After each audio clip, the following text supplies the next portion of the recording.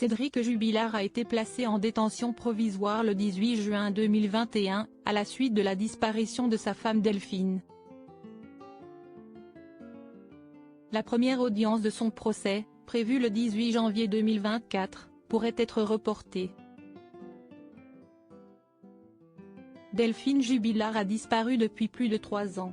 Si est dans la nuit du 15 au 16 décembre 2020 que l'infirmière du Tarn, maman de 2 enfants, s'est évaporée du côté de Cagnac-les-Mines.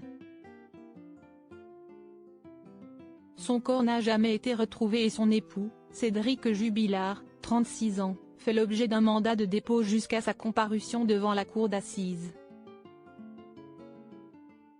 Son procès pourrait avoir lieu à la fin de l'année 2024, ou en 2025, au mieux.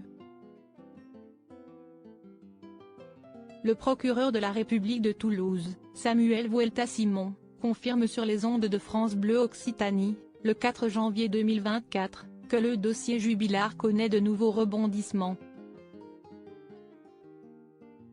Il aurait été renvoyé devant la chambre de l'instruction de Toulouse, en charge d'examiner le dossier et de confirmer ou non son renvoi. Une première audience était prévue à la date du 18 janvier 2024 mais la tenue du procès ne serait plus du ressort du parquet de Toulouse. Son déroulé, en fin d'année, est une possibilité mais qui n'est pas certaine. Mais pourquoi le dossier Jubilard a-t-il été renvoyé devant la chambre de l'instruction de Toulouse? Parce que les avocats de Cédric Jubilard ont porté plainte contre les juges d'instruction, dénonçant une violation intolérable de l'état de droit et le non-respect de la présomption d'innocence dans l'ordonnance de mise en accusation. L'un des avocats explique que les 2 magistrats ont osé écrire que Cédric Jubilard était l'auteur du meurtre de sa femme. Une procédure disciplinaire a été initiée et pourrait retarder le processus judiciaire. Pour rappel, Cédric Jubilard est présumé innocent mais est accusé d'avoir joué un rôle dans la disparition de sa femme Delphine.